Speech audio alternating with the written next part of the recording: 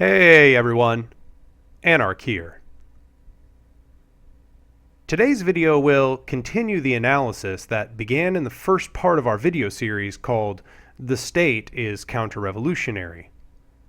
In part 1, we explored why the state is an inherently counter-revolutionary and anti-socialist institution from a theoretical standpoint, and then outlined what ideological trends led to its emergence in the left. In this part, we will trace the progression of the Leninist method as it was first practiced in the USSR, and demonstrate its material impact as a justifying ideology. In part 3, we will trace the continuation of this ideological approach as it manifested in Maoist China, inspecting how Mao's revisions were still insufficient to stop the state from eventually overwhelming worker control. This second and third part of the series are very important, I believe, because the temptation of the authoritarian ideology lies within a belief that it's seen success when implemented. However, what we'll demonstrate here is that the success of these projects is not the success of socialism, but instead a demonstration that a statist model of centralization and military conformity is part of a successful method of hoarding power for a privileged ruling class. When understood through this lens, longevity becomes trivial. No one was in doubt that a central vanguard party could properly seize control and overthrow a previous central dictator.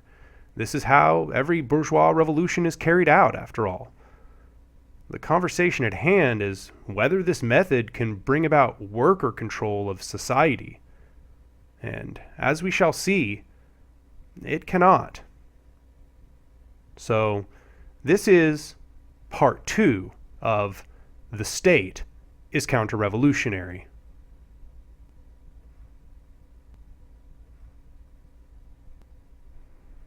In part 1, we offered a series of foundational critiques and outlined some of the anarchist theory which helped explain the state as an entity. We also listened as Rosa Luxemburg, a contemporary of Lenin, critiqued the foundations of his ideology and expressed her skepticism of his organizing ethos. However, the anarchist Mikhail Bakunin saw much further than this.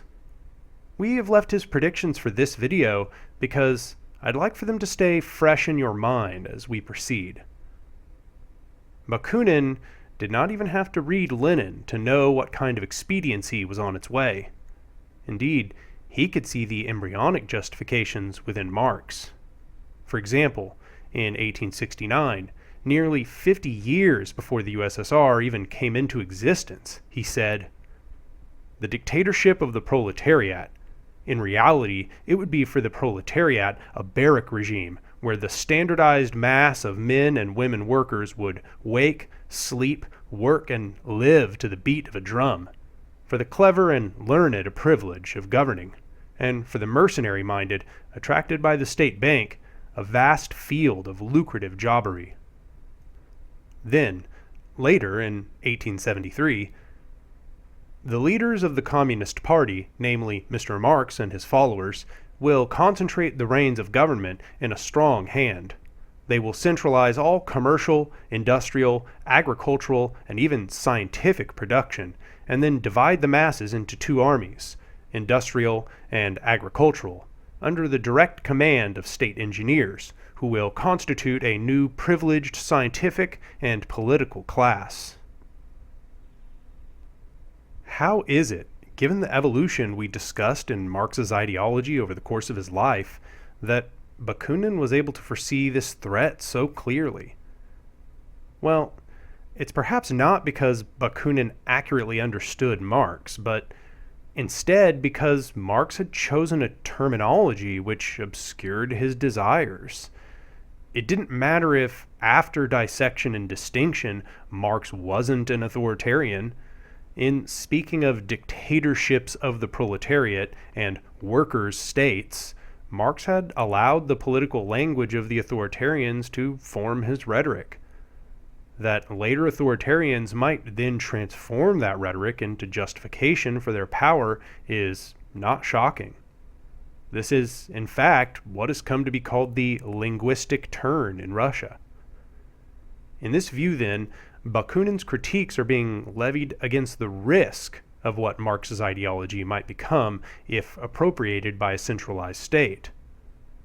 After all, Bakunin and other contemporary anarchists recognized quite deeply that if socialism is worker ownership and control of the means of production, then the state, a centralized, top-down power structure which seeks the monopoly of violence, is inherently in opposition to socialism. Any bureaucracy that domineers the workers, directing their work, setting their compensation, and deciding their production and distribution, inevitably reproduces a class system, no matter what aesthetics it uses. Keep these predictions by Bakunin and the inspections of the last video in mind as we proceed through this part and the next. Each will be vindicated in full in both projects. In the year 1917, Russia was deep in the despair of World War I. Although the conflict had originally been a rallying cry that served to distract the masses from their suffering under Tsar Nicholas II, soldiers were now returning home from a pointless, traumatizing conflict only to find their wives in breadlines and large groups of the industrial workforce now engaged in early conflict with the state. Both the peasantry and the urban proletariat had lost faith in the regime. The combination of war weariness, brewing dissatisfaction with the very institution of monarchy, and food shortages had driven the populace into mass strikes and riots. The government itself was fractured due to a series of foolish decisions. As inflation rose, as war threatened the ability of the Russian market to access the world, the people of the nation were at a breaking point. That breaking point would come to be called the February Revolution. By the end of February 1917, Tsar Nicholas II, his troops having abandoned him and the masses having joined together to oppose him, abdicated the throne. Following this, a provisional government was created, led by a man named Alexander Kerensky. But this government was not to last either. Already, inspired by socialist theory, the workers had begun creating a variety of direct democratic bodies and trade unions. And although they took many forms, we will call the direct democratic bodies factory committees, and we will call the broader hierarchical representative organizations trade unions from here on out. The distinction is meaningful. These factory committees were not mere unions. They were not managed by an internal hierarchy, and they did not just seek to negotiate with the workplace owners. They sought to collectively become the workplace owners. These factory committees often seized the means of production from capitalist control and proceeded to institute direct worker control through democratic means, whereas the trade unions were structured through internal elections and acted as bargaining bodies between the workers and the workplace owners. During this period, mechanisms of direct worker control were being created so fast that the citizens had essentially built the dual power structures that would rival the power of the state. Maurice Brinton explicates this in his work, The Bolsheviks and Workers' Control. Soviets and factory committees were appearing everywhere at a phenomenal rate. Their growth can be explained by the extremely radical nature of the tasks confronting the working class. Soviets and committees were far more closely associated with the realities of everyday life than were the unions. They therefore proved far more effective mouthpieces of fundamental popular aspirations. Even the historian E.H. Carr, a scholar who has demonstrated an affinity for the Bolsheviks in the past, had to admit of this period.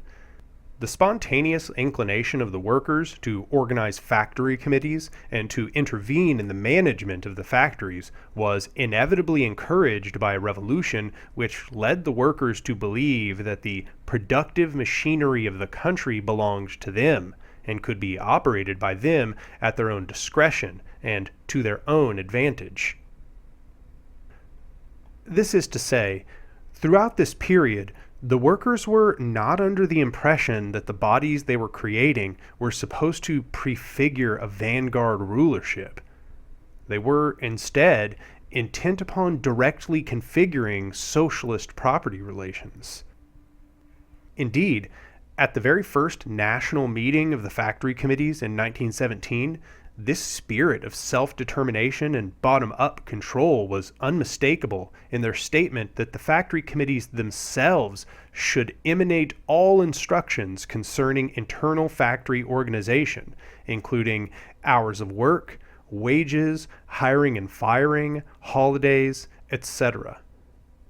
This was echoed clearly in the anarcho-syndicalist magazine Golos Truda, saying the people demanded total workers' control, embracing all plant operations, real and not fictitious control, control over work rules, hiring and firing, hours and wages, and the procedures of manufacture. The Bolsheviks, while maintaining views that centralization was necessary, could not be seen to be in opposition to such a state of affairs so long as the revolution was still underway. The factory committees were the fighting bodies of the economic insurrection. The Bolsheviks would even make public statements that the factory committees were the battering ram that would deal blows to capitalism, organs of class struggle created by the working class on its own ground.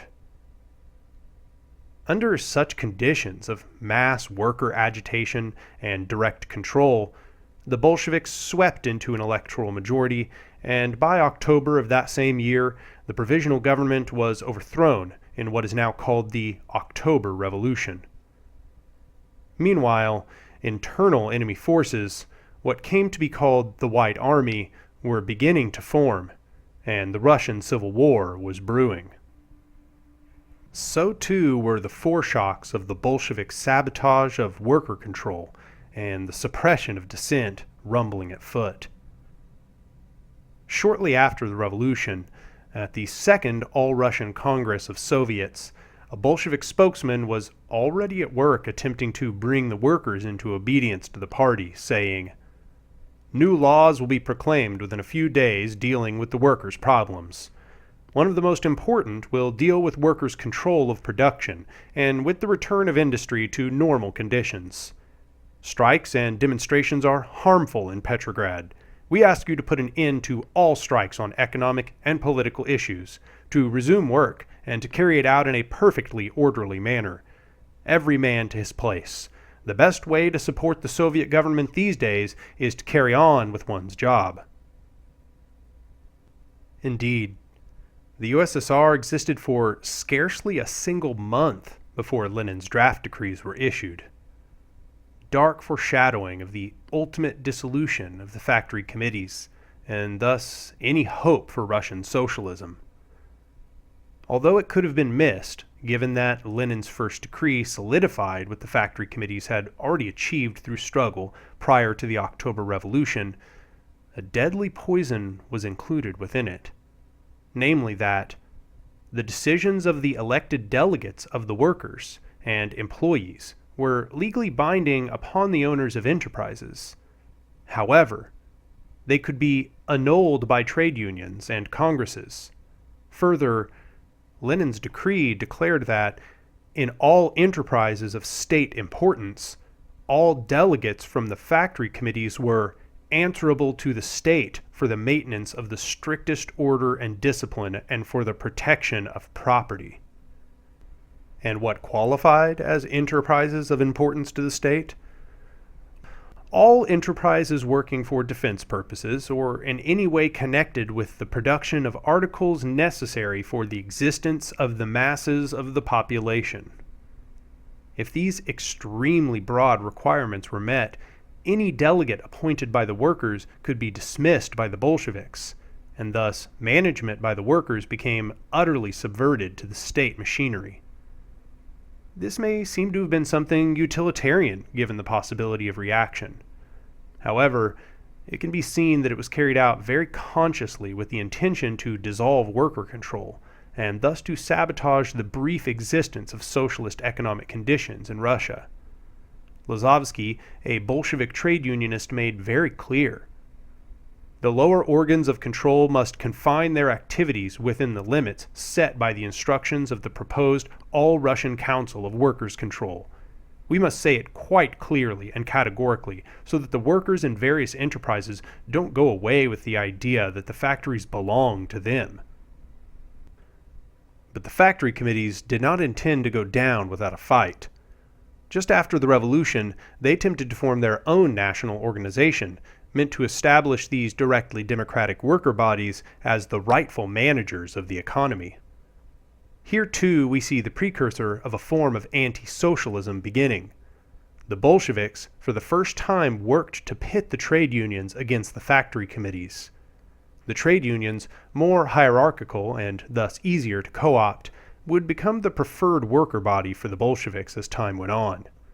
Thus they called on the trade unions to renounce the factory committees and to call for full submission to the Bolshevik Party. The trade unions, as they would do repeatedly in the years to come, obliged. A deal made with the devil that they would eventually come to regret. By next year, Lenin produced an article outlining the intentions of the Bolsheviks proceeding forward. In this article, he explained a need for raising labor discipline, by which he meant that there should be an emulation of the American capitalist form of labor control called Taylorism. In fact, he said it plainly. We must raise the question of applying much of what is scientific and progressive in the Taylor system. The Soviet Republic must, at all costs, adopt all that is valuable in the achievements of science and technology in this field. We must organize in Russia the study and teaching of the Taylor system. Such a system included strict measurement of every worker's productivity, staunch regulations, and a rate of output bureau which would report and enforce output quotas for every worker. In enacting such a system, literally formed by the managerial philosophy of capitalism and attendant with a brutal subjugation of the workers, the system of state capitalism was configured in a most coherent and explicit fashion. Lenin said without compunction that today the revolution demands, in the interests of socialism, that the masses unquestioningly obey the single will of the leaders of the labor process. In correspondence with the height of the Civil War, the industries which were now conceived of as being affected by the need of unquestioning submission and thus would be summarily expropriated from the workers were to include the mining, metallurgical, textile, electrical, timber, tobacco, resin, glass and pottery, leather and cement industries, all steam-driven mills, local utilities, and private railways.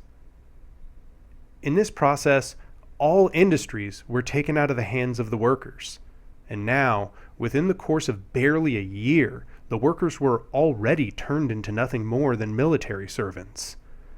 Everything became a supply chain for the front, not at their own direction, but at the demand of the central apparatus.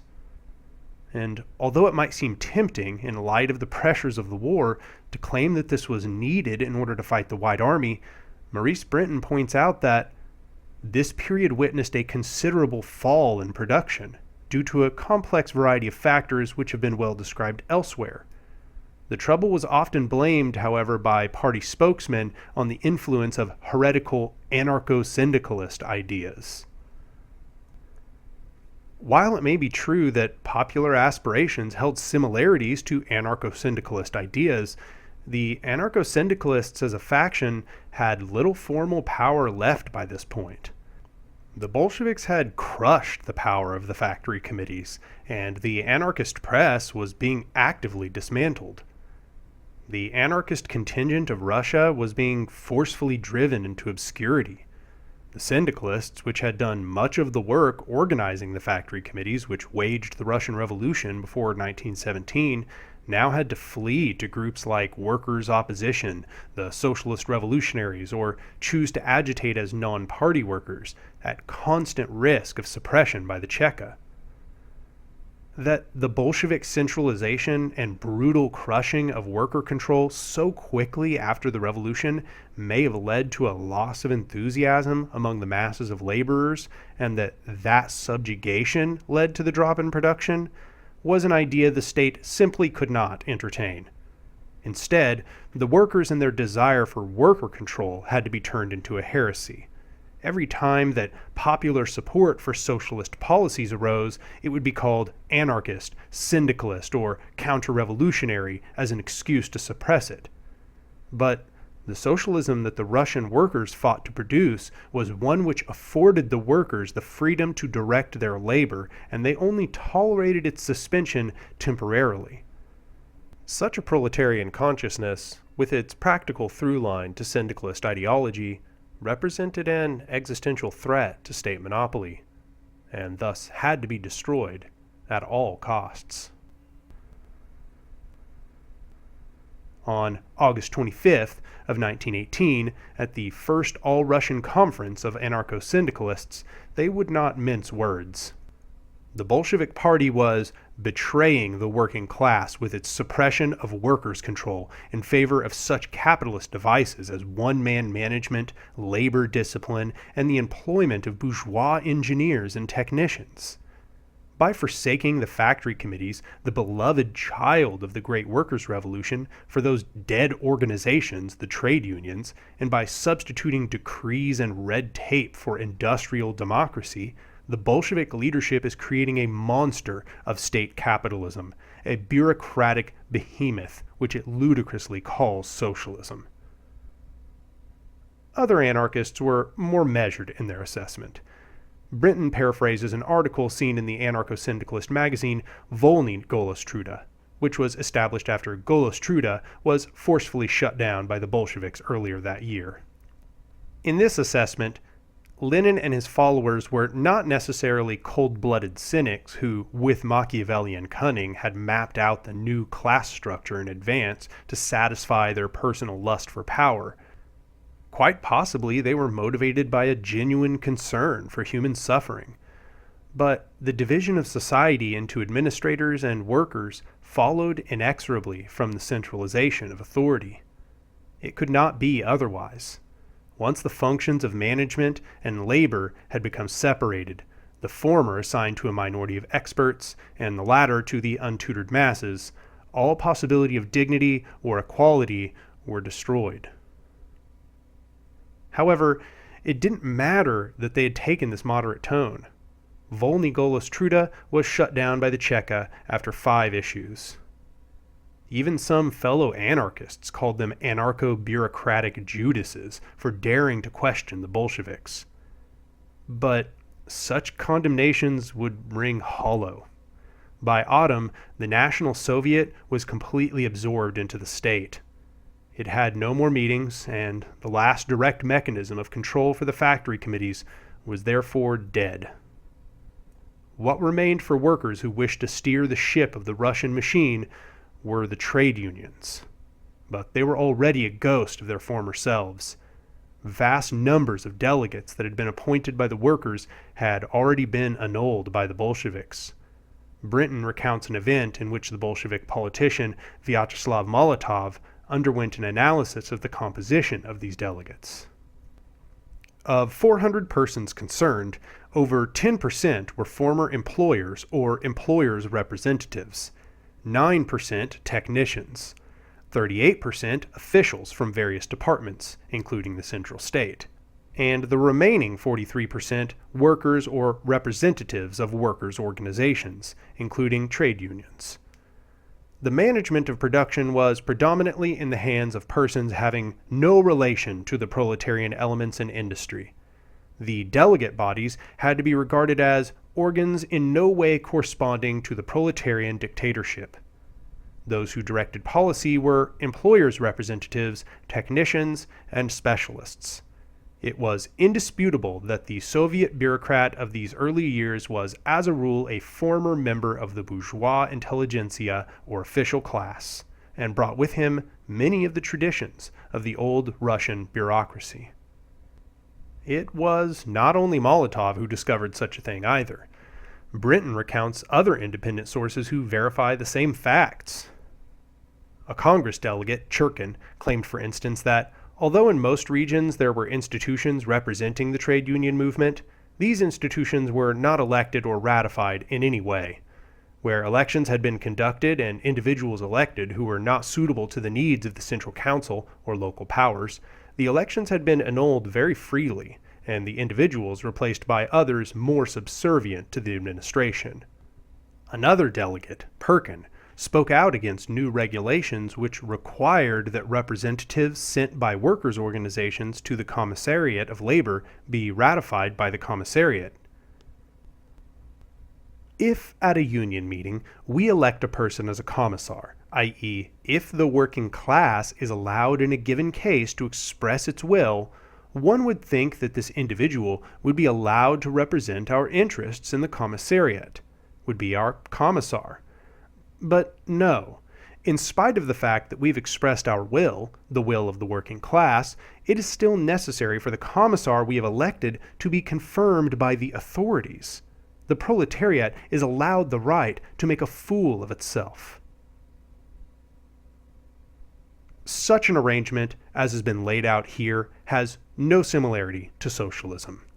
And indeed, contrary to those who uncritically praised the USSR, Lenin himself made no such claim. In his Economics and Politics in the era of the dictatorship of the proletariat, he said, "Socialism means the abolition of classes.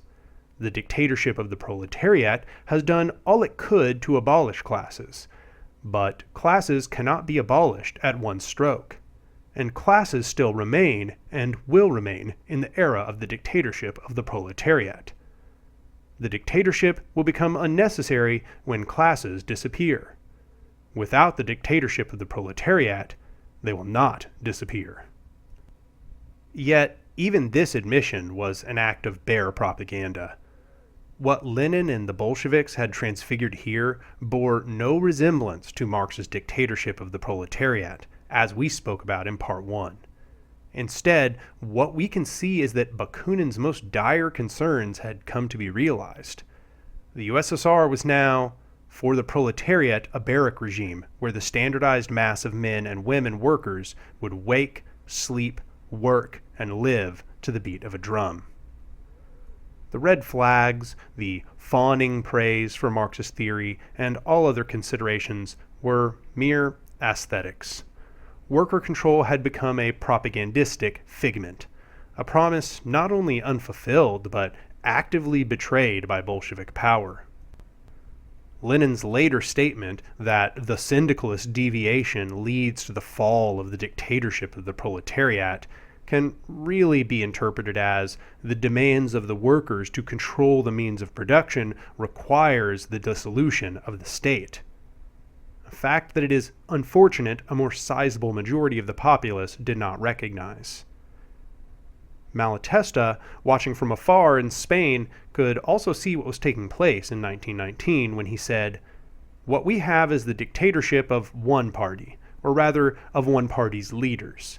A genuine dictatorship with its decrees, its penal sanctions, its henchmen, and, above all, its armed forces, which are, at present, also deployed in the defense of the revolution against its external enemies, but which will tomorrow be used to impose the dictator's will upon the workers, to apply a brake on revolution, to consolidate the new interests in the process of emerging, and protect a new privileged class against the masses." He could not even have known how right he was. Not tomorrow, as he said, but at the very moments he made this statement. And although those who seek to make excuses for this Bolshevik counter-revolution may have claimed that it was necessary to consolidate a military discipline to defeat the White Army, by 1920 the Civil War was essentially over. Indeed, very little resistance remained of the White Army or any interlocutors.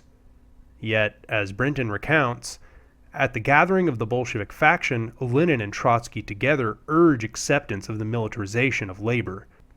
Only 2 of 60 or more Bolshevik trade union leaders support them. Never before had Trotsky or Lenin met with so striking a rebuff. Trotsky, however, was known to have said that the working class cannot be left wandering all over Russia. They must be thrown here and there, appointed, commanded, just like soldiers. Compulsion of labor will reach the highest degree of intensity during the transition from capitalism to socialism. Deserters from labor ought to be formed into punitive battalions or put into concentration camps. Then, later in the year, as the workers were becoming angered at their treatment, militarization of labor is the indispensable basic method for the organization of our labor forces. And, is it true that compulsory labor is always unproductive? This is the most wretched and miserable liberal prejudice. Chattel slavery too was productive. Compulsory slave labor was, in its time, a progressive phenomenon. Labor, obligatory for the whole country, compulsory for every worker, is the basis of socialism. Although it's popular to despise Trotsky as some sort of unique tyrant, he was saying nothing that most of the Bolsheviks didn't believe themselves and weren't enacting on a daily basis. Trotsky merely spoke in less propagandistic language than the rest of them, veiled his intentions under less deception. In doing so, he explicated Bakunin's other prediction that the centralist tendency will centralize all commercial, industrial, agricultural, and even scientific production, and then divide the masses into 2 armies, industrial and agricultural, under the direct command of state engineers, who will constitute a new privileged scientific and political class. By March of 1921, the Civil War was officially over, but the state capitalist configuration of the economy had not changed at all. After enduring several years of so-called war communism, the workers had begun to realize the sacrifices they made in the name of centralization and were beginning to agitate widely. Tired of suppression in the opposition parties, they built a movement as non-party workers and demanded a return to the ideals of the revolution. At this point, if one is trying to read the Bolshevik dissolution of worker control in the Russian Revolution as motivated by material conditions, it would be appropriate to expect that this would have been the right time to hand control back over to the workers. Indeed, if this were a dictatorship of the proletariat in any way, this is the precise juncture at which the state would have attempted to dissolve itself. But quite the opposite of this took place at the 10th Party Congress. Instead, Lenin proposed the banning of all political parties, and thus a final consolidation of power in the state. The non-party workers' movement was a final threat that had to be destroyed. Mass arrests and suppression followed. But even this did not defeat the spirit of the workers to take back their revolution. In Petrograd, spurred by extremely long workdays, by unheated homes, by lack of food, anger at the inequality of the rations between workers and party bureaucrats, by the decisions of the 10th Party Congress, and a complete absence of remuneration from the Bolsheviks, workers began mass strikes and protests. They were tired of being treated like empty automatons, especially if they would experience little material benefit for having suffered to defeat the White Army. The strikers released a statement as follows: "A complete change is necessary in the policies of the government. First of all, the workers and peasants need freedom. They don't want to live by the decrees of the Bolsheviki. They want to control their own destinies. We demand the liberation of all arrested socialists and non-partisan working men, abolition of martial law, freedom of speech, press, and assembly for all who labor, free election of shop and factory committees, of labor union and Soviet representatives." Alexander Berkman, still present in Russia during these movements, reported that the workers were being arrested en masse by the Bolsheviks, and that any of the trade unions who were still radical enough to participate were being dissolved by the government.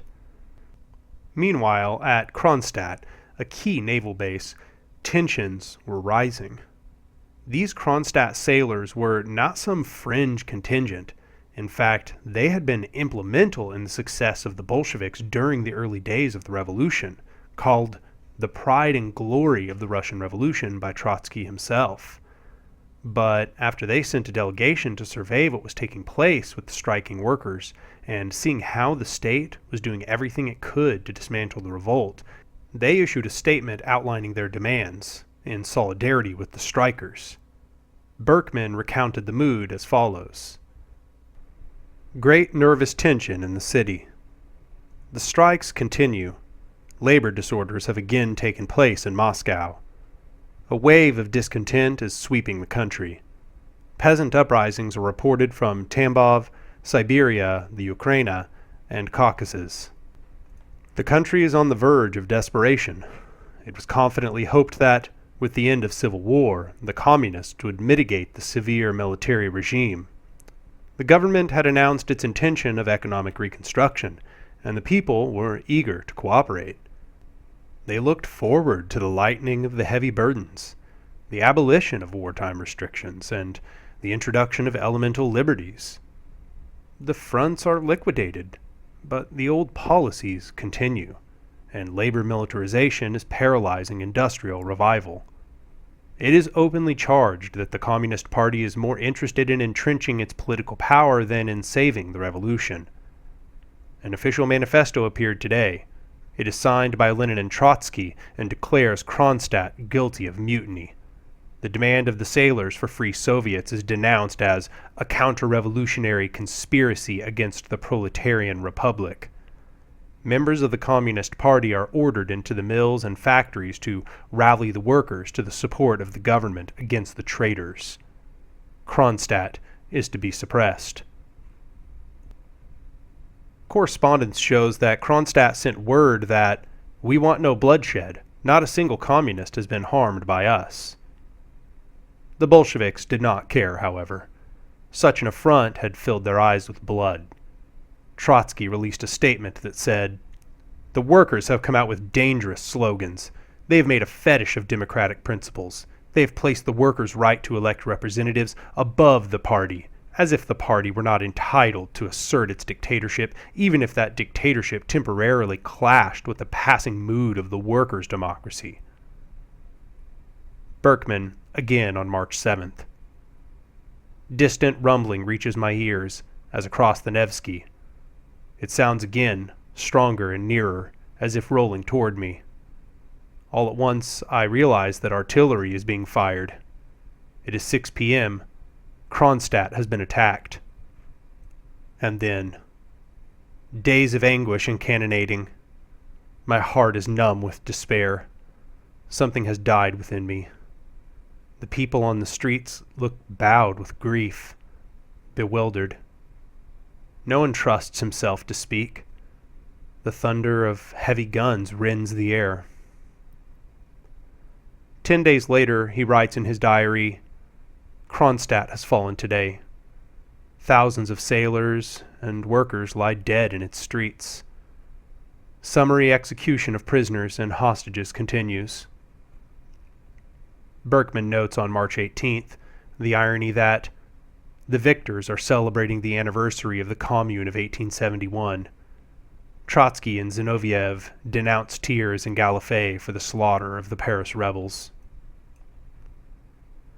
After the Bolsheviks slaughtered the strikers, they went on to smear the Kronstadt sailors and all those who took part in the mass demonstrations as being inside plotters who were trying to coup the government. Once more, anarchism is associated with the revolutionary demands of socialism by Lenin when he calls the worker revolts petty bourgeois, syndicalist, anarchist, caused in part by the entry into the ranks of the party of elements which had still not completely adopted the communist worldview. But the reality of the matter didn't escape the people. During the years of 1921 to 1922, would come the first of two enormous spikes in suicide rates among communists in Russia. In 1923, M. Reisner wrote, "It's hardest of all for the revolutionary romantics. The vision of a golden age unfolded so close to them. Their hearts burned out, and sad stories are circulating. Here, one of our war heroes went home and shot himself. He couldn't stand vile little squabbles any longer. One drop and the cup overflowed. By 1923, even Lenin recognized that the dream of socialism had died in Russia, and that it was the fault of the bureaucratic domination of the workers. Maurice Meisner, in a work which we will use extensively in the next part of this video series, recounts this story.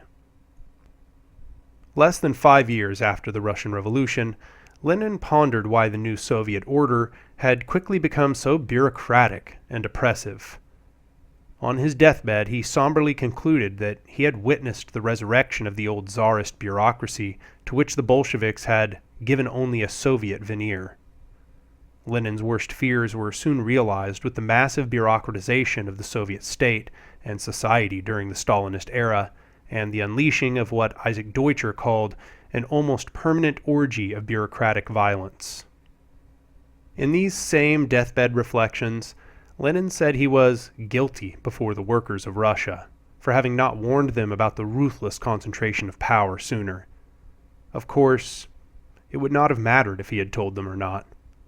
As soon as the first decrees by Lenin had been issued which allowed the state to nationalize anything which could be deemed pertinent to the state, he had, himself, set the stage to destroy the revolution. It's cold comfort to the martyred workers that he lamented those mistakes. In the years to follow, suppression not only persisted but escalated prolifically. Economic control would never return to the embryonic socialism of 1917. Quite the contrary, the Bolsheviks would carry out a series of 5-year market experiments, and in doing so, the USSR would sacrifice even its questionably revolutionary state centralization and begin a slow decline back into traditional capitalist property relations. Indeed, the institutions of the new economic plan would prove so discouraging for the Russian revolutionaries that between 1924 to 1926, there would be a doubling of the level of suicides that had occurred after Kronstadt. 7 times the average for party communists and 15 times the average for those in the Red Army. It's hard to blame the Russian revolutionaries for such hopelessness. All means of forcing the leadership of the USSR to meet the needs of the people and to fulfill their vanguard promises had failed. While the workers suffered miserably and fought valiantly to safeguard the revolution, the Bolsheviks crushed their dreams of socialism under heel and ruthlessly turned back all the progress that had been made toward worker control. The state, an inherently centralized entity made even more centralized by Leninist mutation of Marxist rhetoric, had suffocated the birth of revolutionary socialism in Russia. And it was not only domestic. The USSR would go on to sabotage the anarchists who had enacted socialism in Civil War Spain, to invade the free territories of Ukraine, to attempt repeated destruction of the market socialism of Yugoslavia, and to undermine almost every single other place where actual worker control was enacted during its lifetime. The Soviet state could tolerate only unquestioning submission, and was therefore second only to the United States in its sabotage of worker movements during the 20th century. But even after all of this, one might be tempted to imagine, what if the ideology of the rulers in the central apparatus was of a sort which actually made an attempt to dissolve and dismantle bureaucracy? What if we applied some of the anarchist critiques of the state, but didn't abandon the notion completely? Our next video, Inspecting Revolutionary China, will serve to answer such questions. As we shall see, even with the ostensibly anti-bureaucratic and unorthodox approach of Mao Zedong, no amount of recuperation can ever solve the inherent antagonisms between the workers and the state. It's not a matter of which leader sits in the seat of power. The seat of power itself is the enemy to the proletarian revolution. Thanks for watching, everybody. If you want to help spread the work I'm doing here, click the like button, subscribe to the channel, and leave a comment below. Also, if you want to help me eat and pay the bills, become a patron at the Patreon link below. Anyway, I'll see you next time.